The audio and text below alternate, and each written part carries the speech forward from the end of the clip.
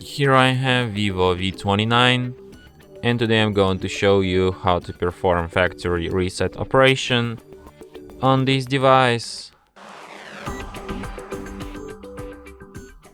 So firstly you should go to settings, then you should go to the system section, then go to the reset options and select Erase All Data Factory Reset, then tap Erase All Data and then once again, and after that device will be restarted in about a minute or something.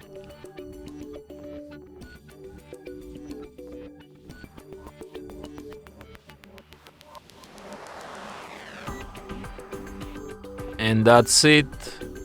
Thanks for watching. If you find this tutorial useful, don't forget to hit that like button and subscribe to our channel.